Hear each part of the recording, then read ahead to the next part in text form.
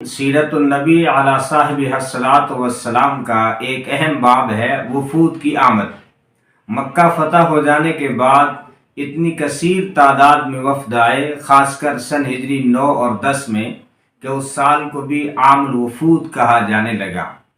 بہرحال چونکہ یہ سیرت النبی کا ایک اہم باب ہے تو ہم اس سلسلے کی ایک کڑی یعنی ایک وفد کا ذکر کرتے ہیں جو وفد ازد کے نام سے مشہور و معروف ہے۔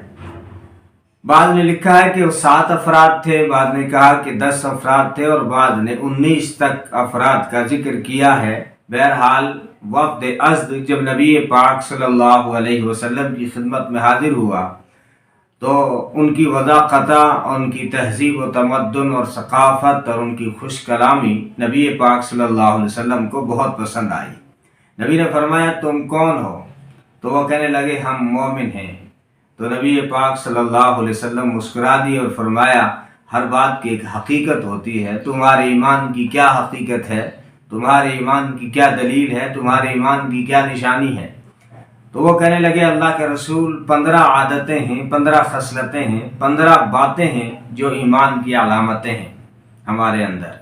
اس میں 5 وہ باتیں ہیں جو آپ بتاتے ہیں اور وہ باتیں ہم تک پہنچی ہیں، اور 5 باتیں آپ کے قاصد نے ہمیں بتائی ہیں، اور 5 وہ باتیں ہیں جس پر ہم زمانے جاہلیت میں بھی عمل کرتے تھے اور اسلام لانے کے بعد اب بھی ان 5 باتوں پر عمل کرتے ہیں۔ تو نبی نے فرمایا وہ 5 باتیں کون سی ہیں جو میں بتاتا ہوں اور تم تک پہنچی ہیں؟ کہنے لگے آپ جو ہے حکم دیتے ہیں ایمان، نماز، روزہ، زکوٰۃ اور حج ادا کریں۔ اور نبی نے فرمایا اچھا وہ 5 باتیں بتاؤ جو میرے قاصد نے تمہیں بتائی۔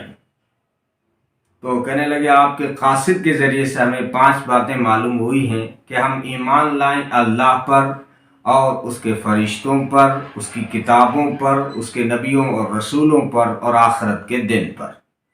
نبی نے فرمایا اچھا وہ 5 باتیں بتاؤ جس پر تم زمانے جاہلیت میں بھی عمل کرتے تھے اور اب بھی کرتے ہو۔ تو کہنے لگے 5 باتیں یہ ہیں کہ جب ہمیں خوشی ملتی تھی تو ہم شکر ادا کرتے تھے، زمانے جاہلیت میں بھی اور اب بھی، اور جب ہمیں کوئی مصیبت پہنچتی تھی تو ہم صبر کرتے تھے، زمانے جاہلیت میں بھی اور اب بھی۔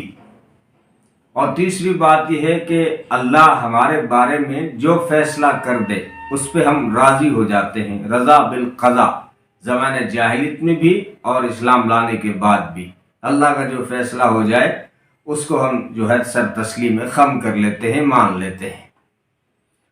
اور ایک بات یہ ہے کہ ہم کتنے بھی آزمائے جائیں لیکن ہم استقامت نہیں چھوڑتے، کتنی بھی بڑی آزمائش ہو ہم جو ہے استقامت کے ساتھ ڈٹے رہتے ہیں، اس آزمائش کو بڑے حوصلے کے ساتھ جو ہے برداشت کرتے ہیں، زمانے جاہلیت میں بھی اور اب بھی ہمارا یہی حال ہے۔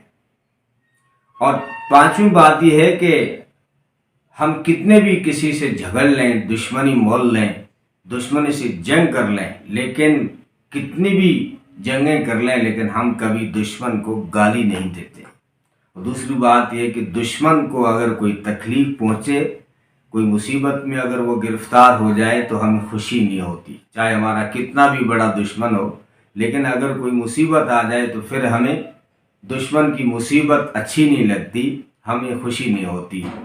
نبی نے فرمایا بہت اچھا، تمہاری باتیں سن کر لگتا ہے تم یا حکیم ہو یا عالم ہو، تمہاری باتیں گویا کہ نبیوں کی سی باتیں ہیں، یا جس نے بھی تمہیں یہ باتیں بتائی ہیں یا تو وہ عالم تھا یا حکیم تھا یا کوئی نبی تھا۔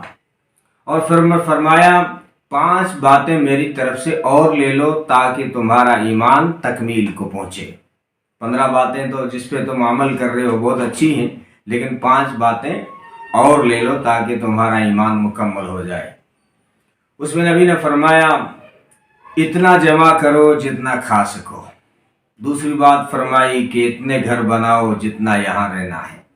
اور تیسری چیز فرمائی کہ اللہ سے ڈرتے رہو جس کے سامنے ایک دن حاضر ہونا ہے۔ اور چوتھی بات فرمائی کہ ایسی چیزوں میں مقابلہ نہ کرو جس کو چھوڑ کے جانا ہے، مکان میں، سواری میں، جتنی بھی چیزیں چھوڑ کے جانا ہے اس میں ریس مت لگاؤ، اس میں مقابلہ مت کرو۔ اور پانچویں چیز ارشاد فرمائی کہ مقابلہ کرنا ہے تو ایسی چیزوں میں کرو جو آخرت میں کام دینے والی ہیں، یعنی نیک اعمال میں ریس کرو، ایک دوسرے سے آگے بڑھنے کی کوشش کرو۔